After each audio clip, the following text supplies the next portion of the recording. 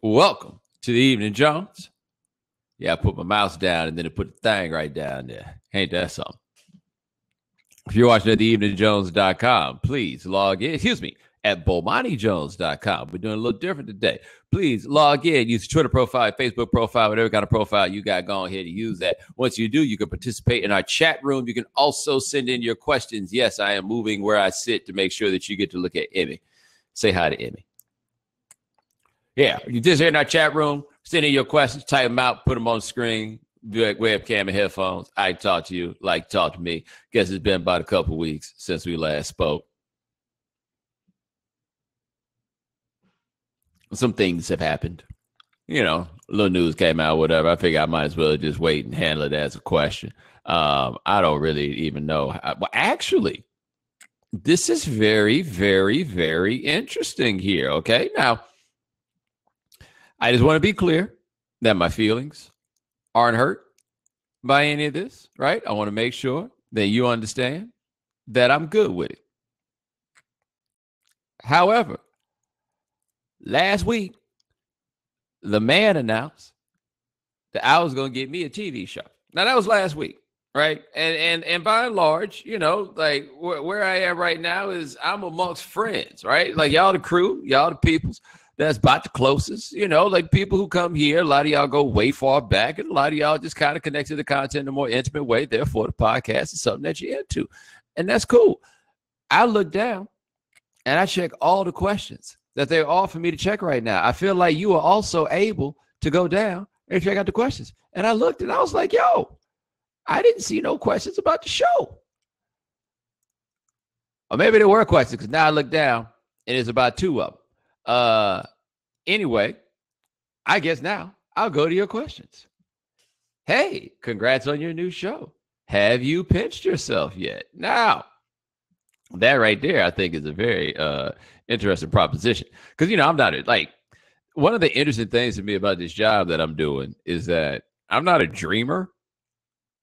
You know, like that's I don't really have a lot of that. Oh, what I always dreamed I was going to do or whatever it is. And even if I did, this is not the line of work that I kind of dreamed of getting in. I wound up getting in, and then I was here, then I was having a good time. And so the thing for me is that, you know, going back a long time, this is how I put it. Like, I'm the person who sat at the house and watched people on TV do this and looked up and said, but oh yeah, I can do that. And then when it like found a way to kind of do it, there was some hiccups, there's some ups and downs or whatever, but you know, like kind of found a way to get there. Like that is some real do not try this at home shit when you stop and think about it. Like I'm very honest about this fact. Like I don't recommend you go about this the way that I went about it at all. I do not. I don't have a great answer for how this worked for me. I got some hypotheses, but some of them make me sound less than humble. Now, I don't know exactly how this works for anybody else. However, like this is the thing now. So the man announced last week that me and my buddy Pablo Torre were going to be doing a television show. That television show will start on the 2nd of January. I will be on Highly Questionable through the end of June. If you saw the press release, they put it out, like it didn't have a whole lot of information. You got to understand.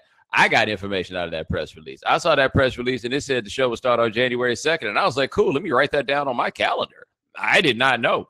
So like there actually is not very much that I can tell you that is not like factual basis. There's not very much that I can tell you that isn't in the press release because I don't think there is that much necessarily to tell right now. Plus, there's the thing about working at a job where they put out press releases, just in case you're curious. You work at a job where they put out a press release, you very clearly know what you are and are not supposed to talk about. Why? Because they put out a statement on behalf of the operation that might as well say at the top, this is what we gonna say. And then you look up and they said what they're gonna say. They send you an email and they're like, hey, you think you can give us a quote about your new show? You send it in.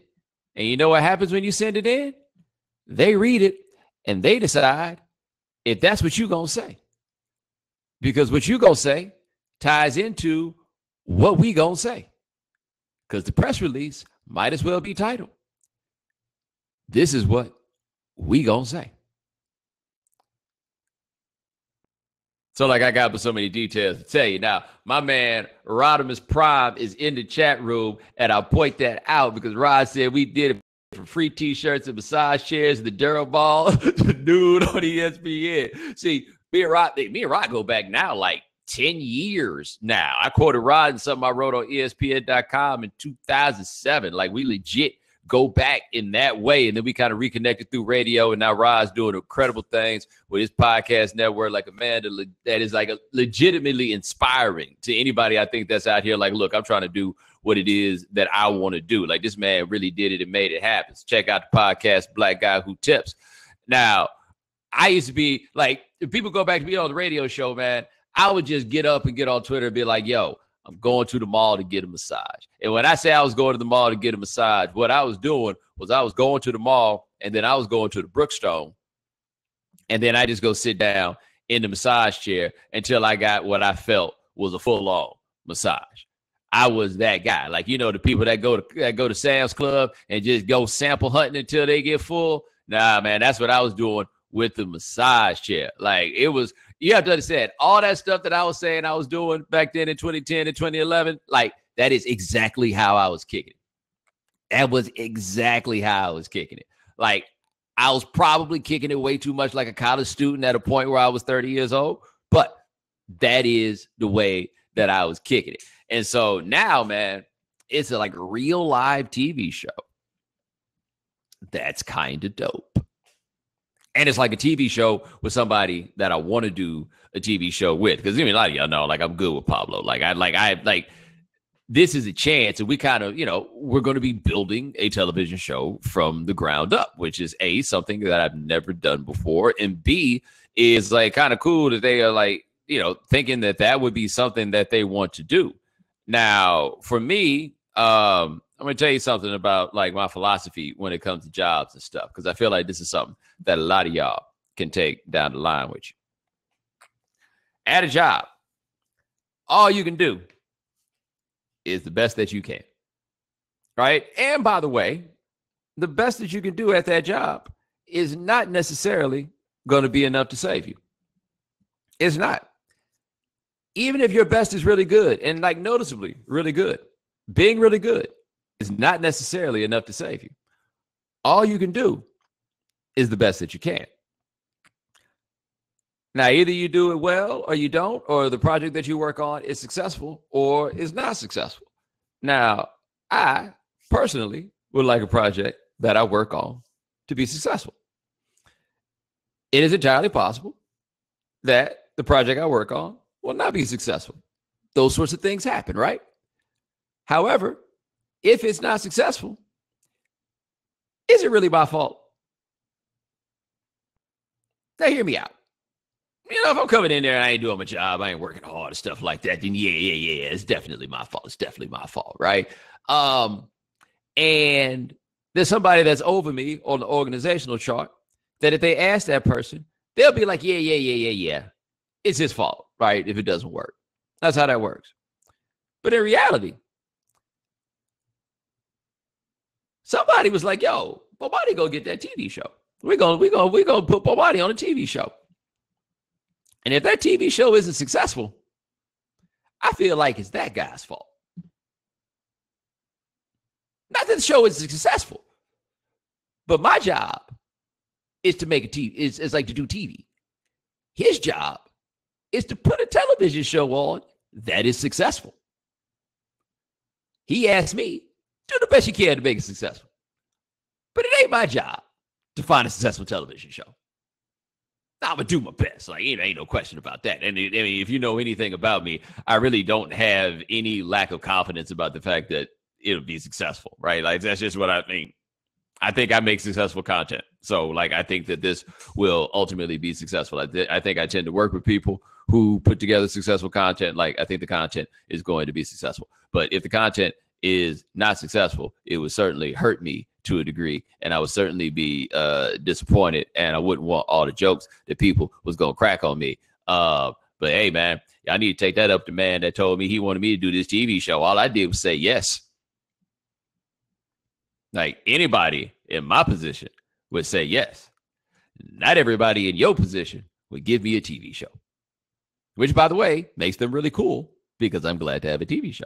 Glad to be on a TV show. I really am. But that's why I don't really feel no pressure about these things. Like, that's really it. Like, or to put this in simpler terms, somebody who answers to people, right? Someone who answers to people said, you know what? I think a TV show with Bomani would be a pretty good idea. And if you're willing to put your kids' tuition on it, I feel like I should be pretty confident about which way this is going to go. You see what I'm saying? Like, you go put your livelihood on this, on somebody else, you got to feel pretty damn good about that, right?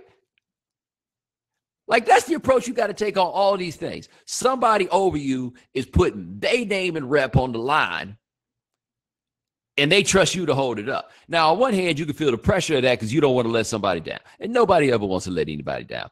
I look at it completely differently. I'm like, hey, man, this dude probably knows more about doing this job than me, and he thinks I can do it. All right, cool. Let's go ahead and do it. And then if it doesn't work, it's his fault. You know, they're just going to fire me. He going to have to answer the questions. And that's how it works at every job, right? That's how it works at every job.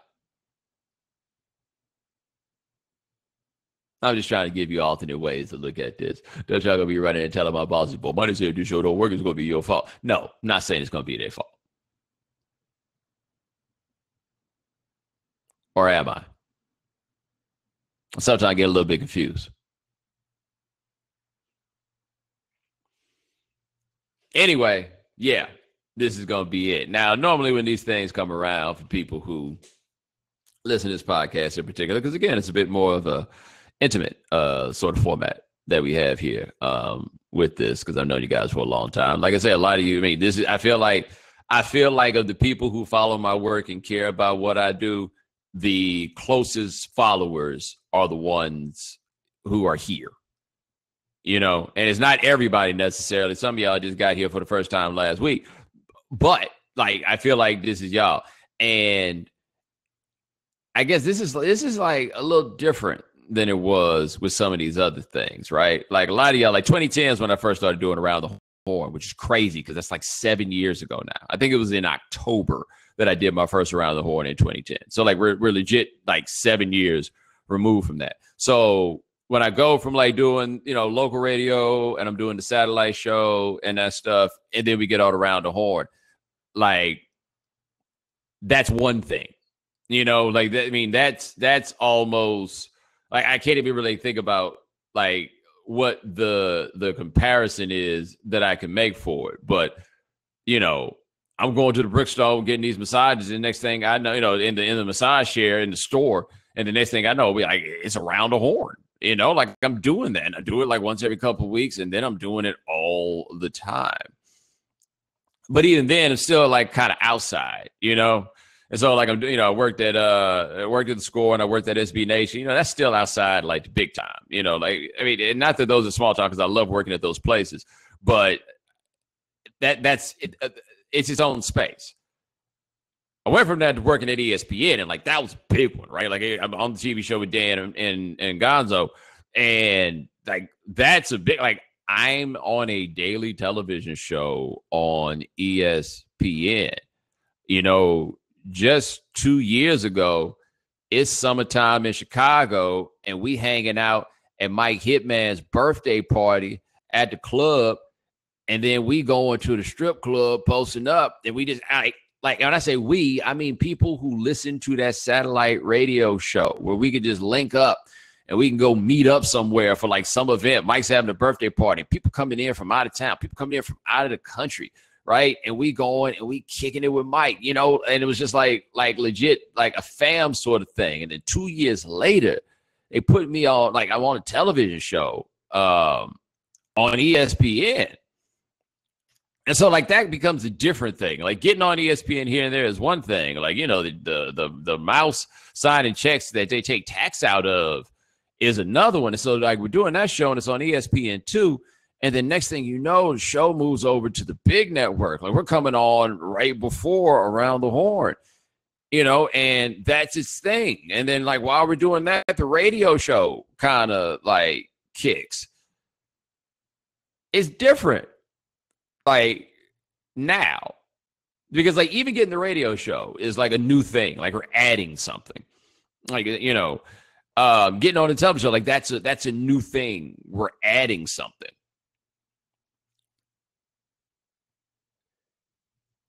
This here is like where there's something being added. Like some of the particulars, I'll talk about it at a little bit of a later point. I don't want to get like how this relates to highly questionable stuff. I don't really want to talk about right now.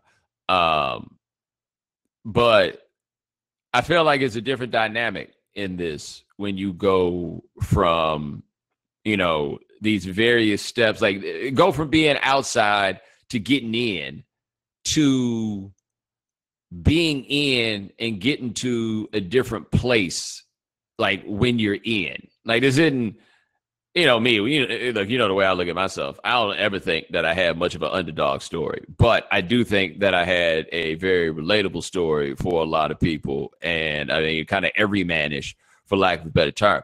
Like it's kind of hard to still kick it like you to every man, like going from one television show to another, and it's weird to kind of like think of what that difference is in a lot of ways. Cause I guess this is more like a promotion.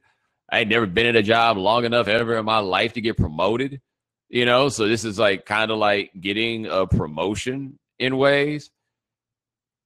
And I guess it feels sometimes like it's different kicking the door in or sneaking in the back door, however you want to put it, versus like getting a promotion.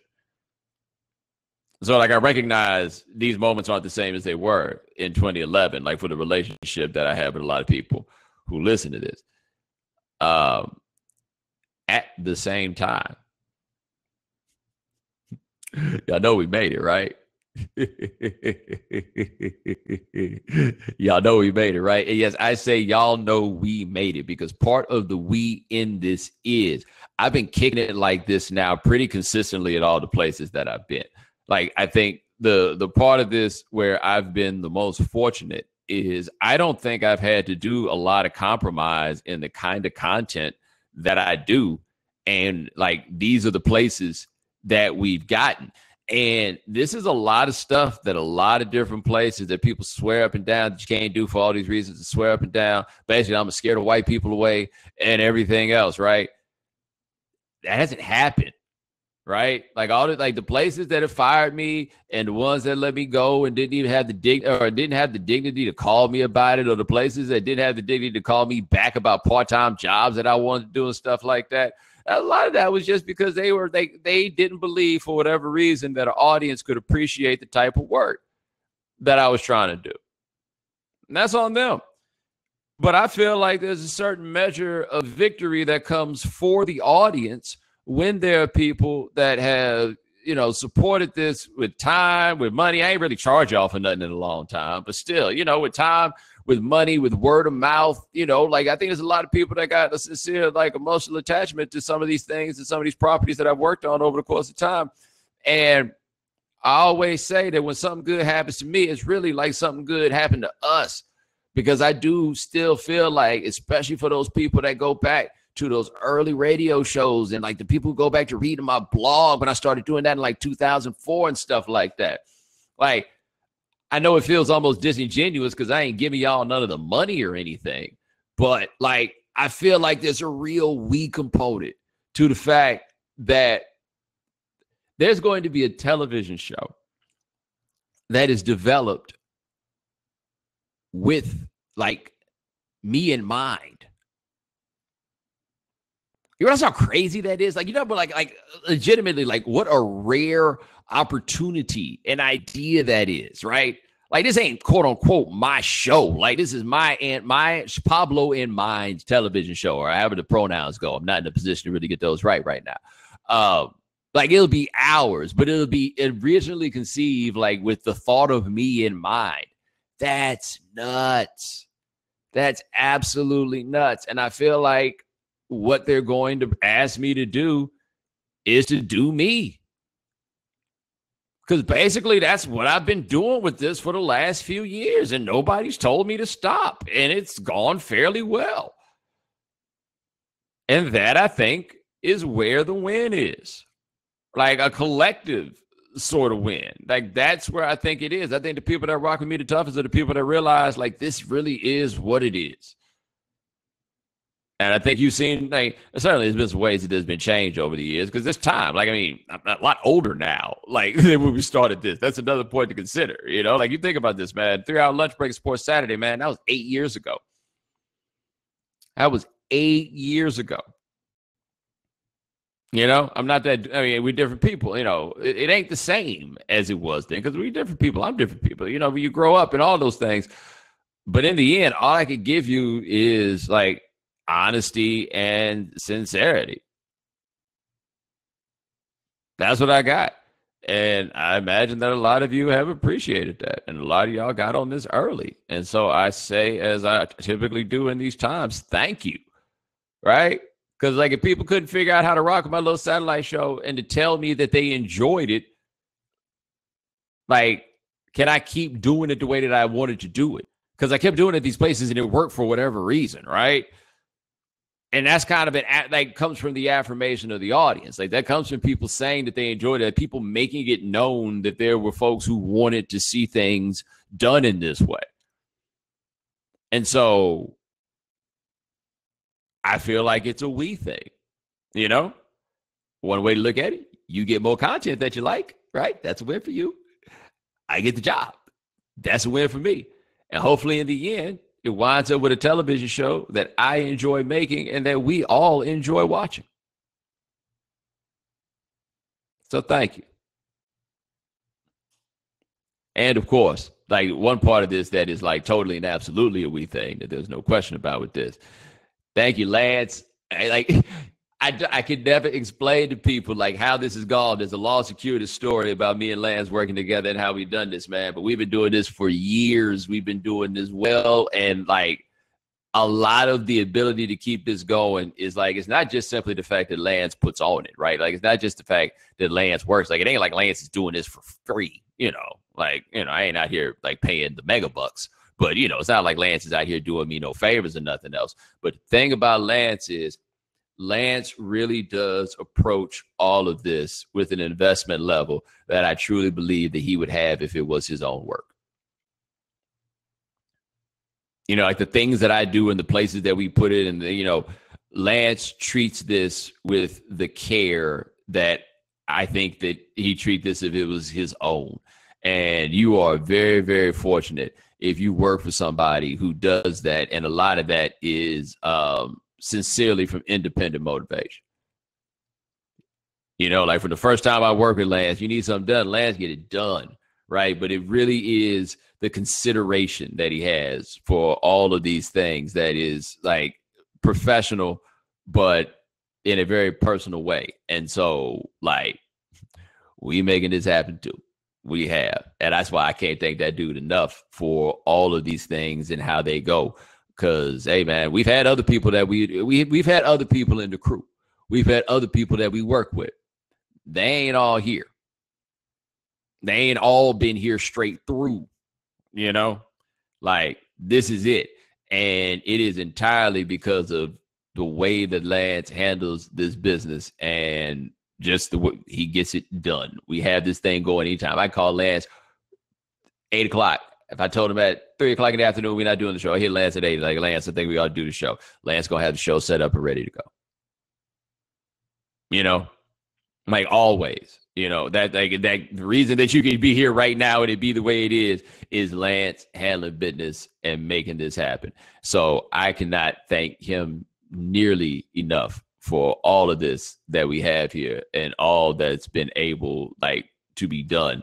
And like this podcast is a big part of it because the big thing about this podcast is like in the way kind of, hey, you know, I can't talk about sports on here, but like, it's got to like work on stuff. You know, just kind of think about things. Like sometimes it's just a matter of thinking out loud and the different ways to come up with stuff, things people say in the chat room or whatever. But I enjoy this. I like the ability to just kind of connect in this way. Um, like I just feel like this is all like I feel like this is different, and I feel like it also makes me better at a lot of the other stuff. Just kind of the ability to do this, and Lance makes this happen. He sincerely does. Like really, at this point, I got also Productions. It's mine. It's my little company. We do these things off of it. But Lance Gilliam is the one that makes that roll. You know. So again, I cannot thank you enough. Enough of that talking about me. Let's get to y'all's questions.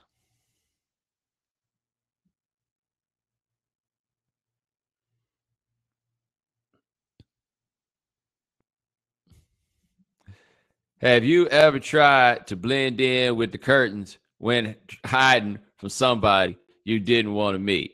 Now, some of you may have seen this story. James Comey apparently. I did not realize that James Comey was 6'8", by the way.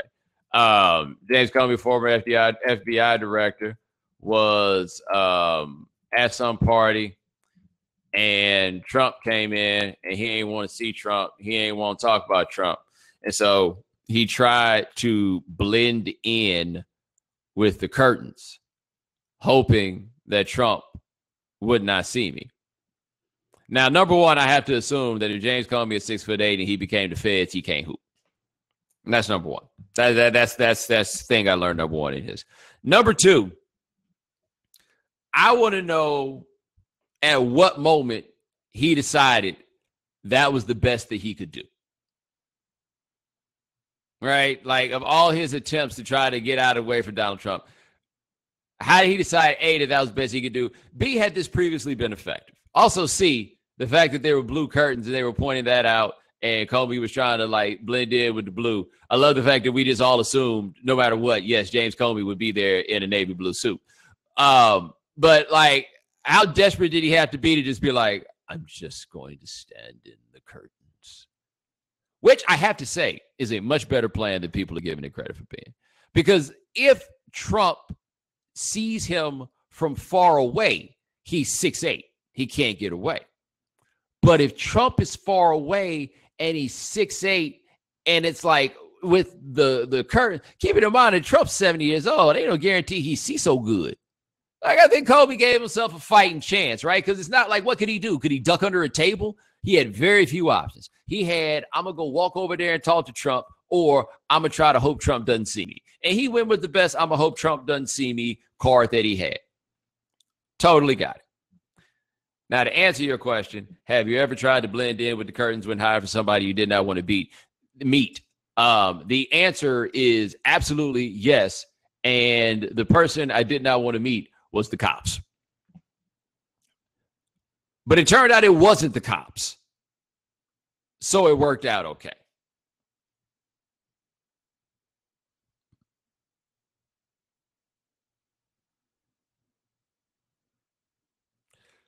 Appreciate the question. Let me see what we got here.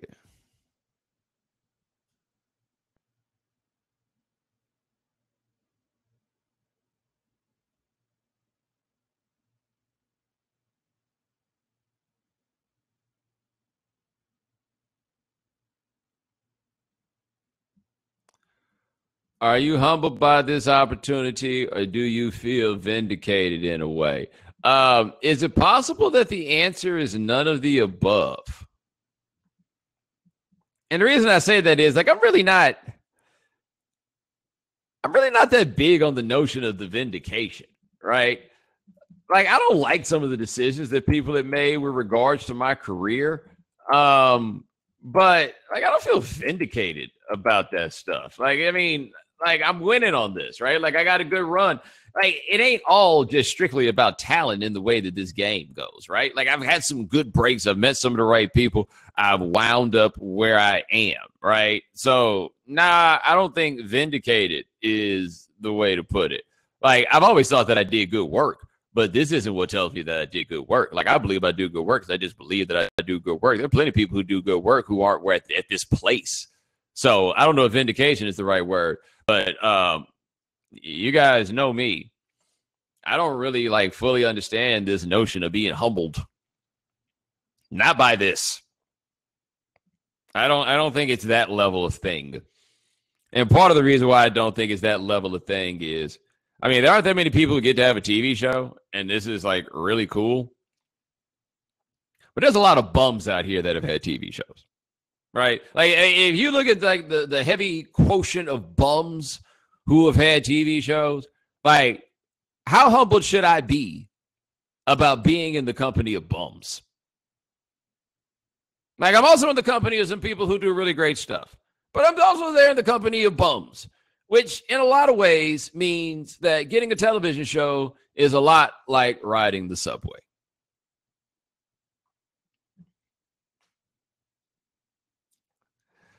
Guys, I have to tell you,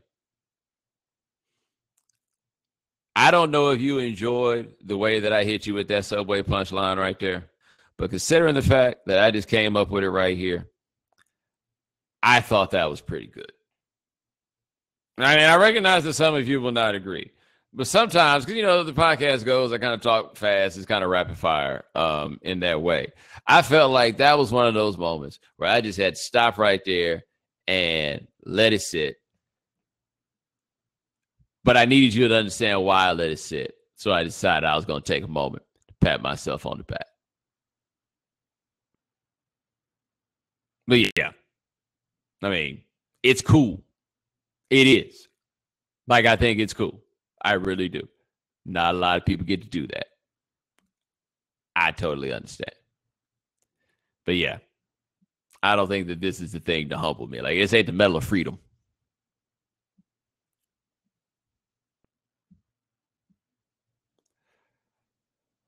Appreciate the question. Let's see what we got here.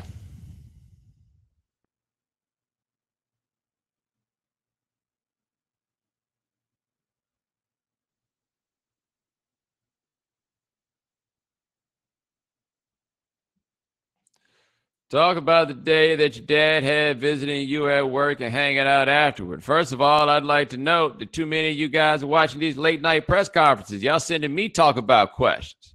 Yeah, if you didn't see it on Highly Questionable last week, my parents came to town to visit. And so we brought my parents into the studio, and I had cooked up before we got there. I'm like, okay, like there's no way that we could have my father in this studio, given that we do this show with Dan's father all the time, that there's no way that we can't figure out some way to put my pops on television. Now, the thing is, and this is something I just don't think that people quite understand.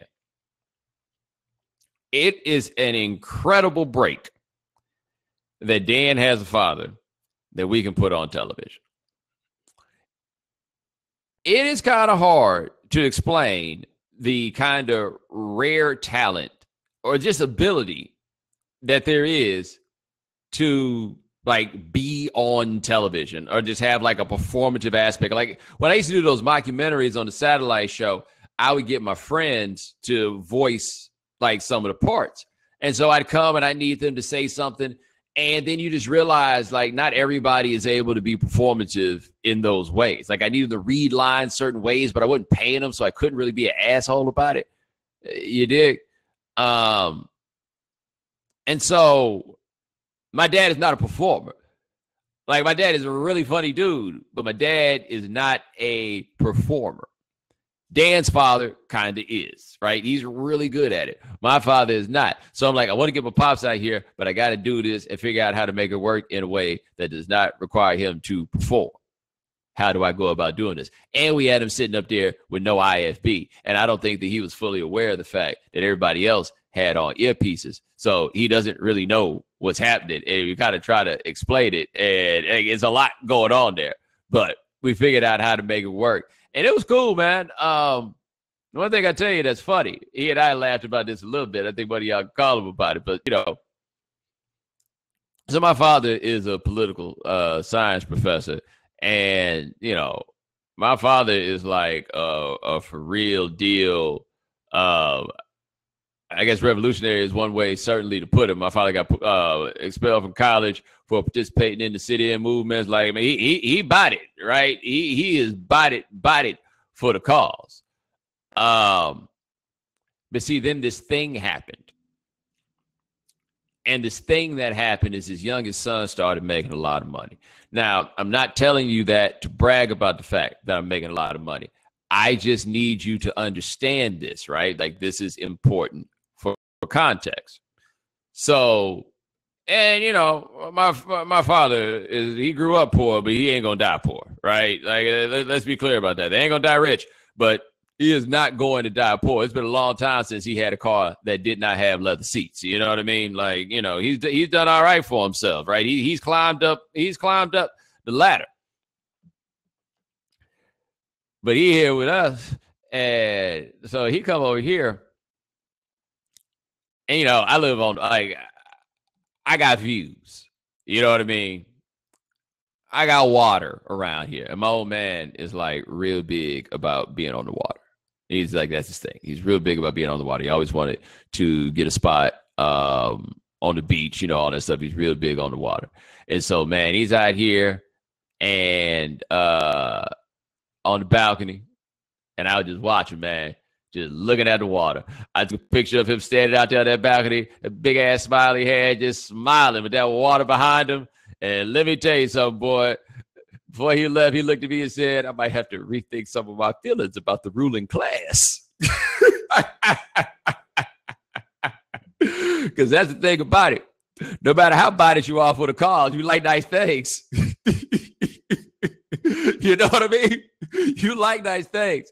No matter how that goes, you like nice things, right? And so, like, these are the sorts of things that you don't necessarily think about, like when you have your parents come through. And so, yeah, like there's a certain measure of pride, but I think the elements of pride about like the work that I'm doing have been there for a while because he's retired. He watches this stuff all the time. Like both my parents, they see the stuff all the time. And I think their level of pride of me, I don't think they're any more proud of me for doing this job than they would be for honestly doing anything else. Like, I think they care about what kind of man I become more than like the level of accomplishment or stuff like that, right? But at the same time, he did like that balcony. He did like that. My mama came through, she did too. And I think that's one thing that's kind of not really whack, but see, Dan's mother wants to have nothing to do with the television show. So there's no real like way to have my mom on. My mom had seen the show before, though. The old man hadn't seen us film it before. Moms came down when we were in Hialeah. But yeah, nah, just cool that you know, have your folks come through and you know check you out in that scene. It's also very interesting to bring your parents to the Clevelander. I don't think they quite noticed just how the Clevelander got down, but it did dawn on me at one point. I was like, oh yeah, like wait till my mom sees these scantily clad waitresses. That's going to be an interesting sight. But no, they came down. They seemed to enjoy the Miami. That's a good thing. It was a real good thing. Appreciate the question. Let's see what else you got here.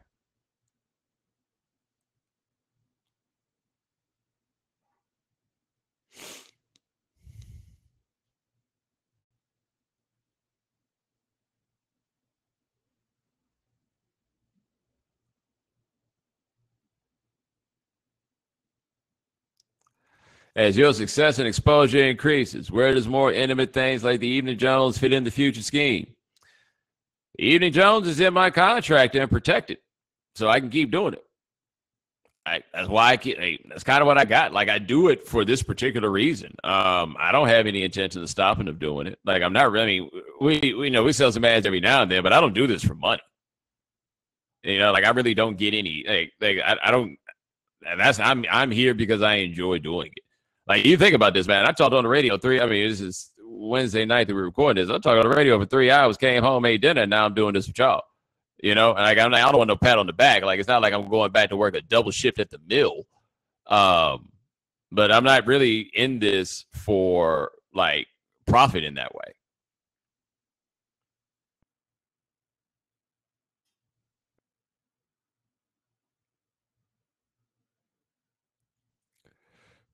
Appreciate the question. Let's see what we got here.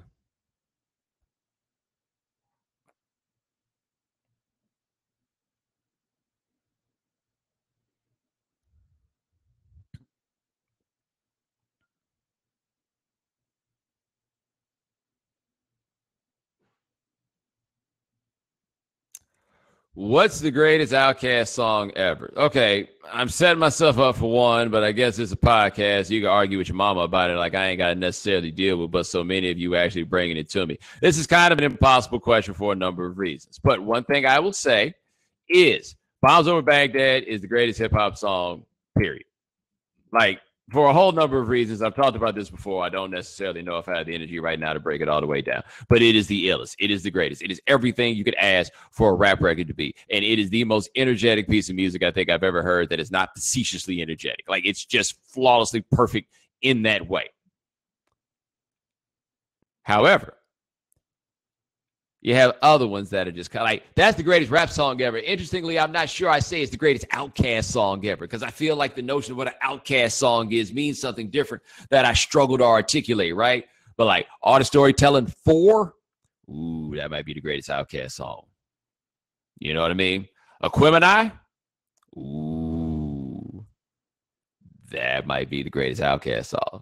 You understand what I'm saying, though, about the vibe of those songs that I'm pointing out right there? Like, just a little different. Crumbling Herb. Ooh, that might be the best Outkast song. Elevators. Ooh, that might be the greatest Outkast song. But, like, just strictly in terms of, like, what rap music is, it's Bombs Over Baghdad. But there's something kind of particular about the Outkast experience that makes you kind of look at some of these other joints and be like, ooh, that might be Liberation. Like, how are you going to tell me there's a better song than Liberation? Anywhere. How do you tell me there's a better song ever made than Liberation? Tell me what the song is that's better than Liberation. You can't.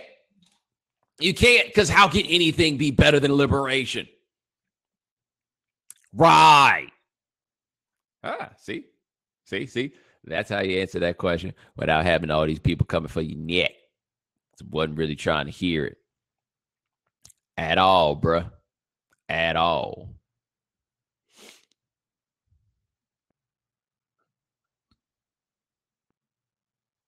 Did I already say I appreciate the question? If so, I do.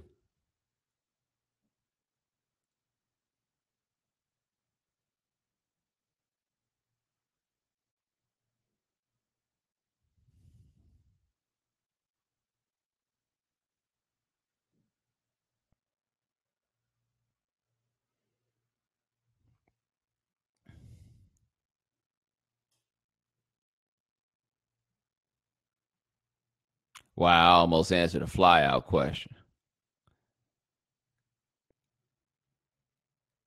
Should I answer the fly out question?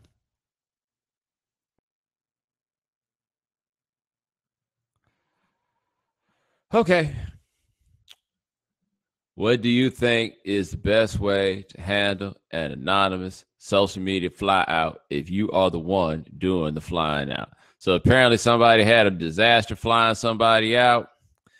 One thing I have noticed off the internet, social media, however it is you want to spend it, people are a little more willy-nilly about jumping on planes than I would be. Like I just generally speaking, like I people seem to be a lot quicker to be like, yeah, I'll just go jump on this plane to see this person than I've ever really been about.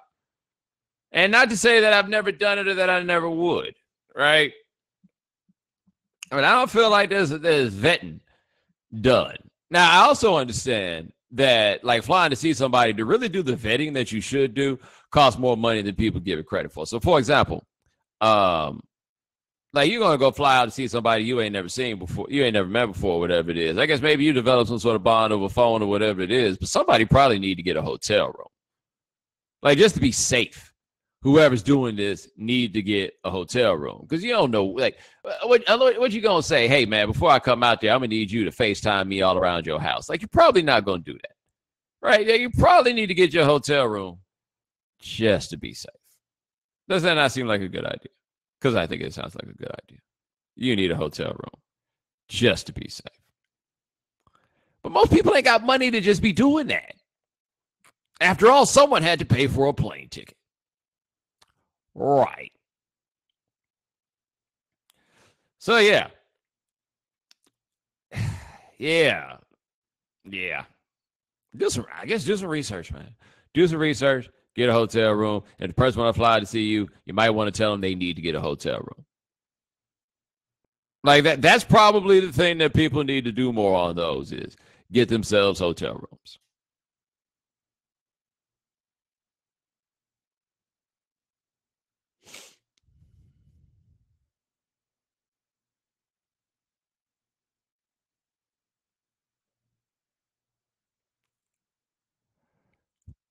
Appreciate the question. Let's see what we got here.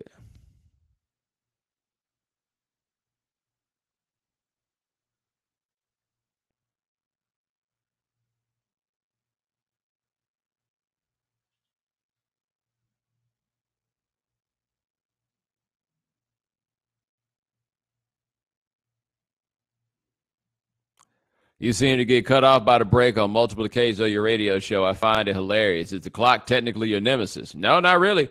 They give me a hard out time, and I am out by that hard out time every single time.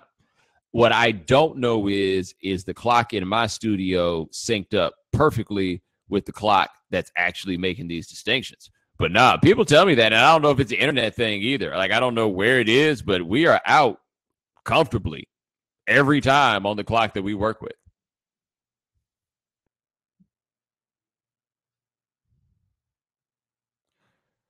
Appreciate the question. Let me see what we got here.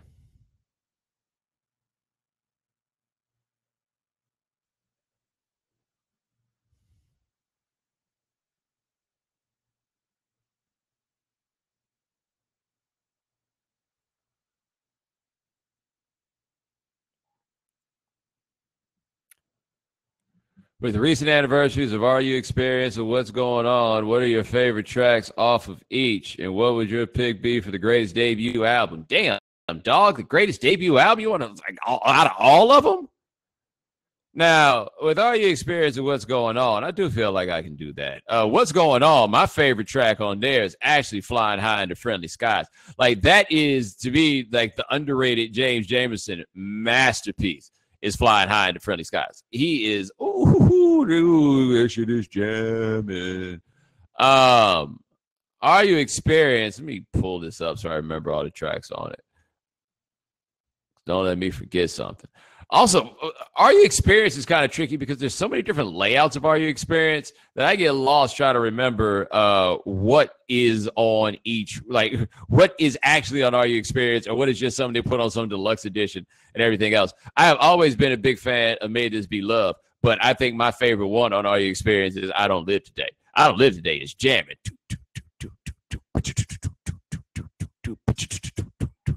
Yeah, that one goes.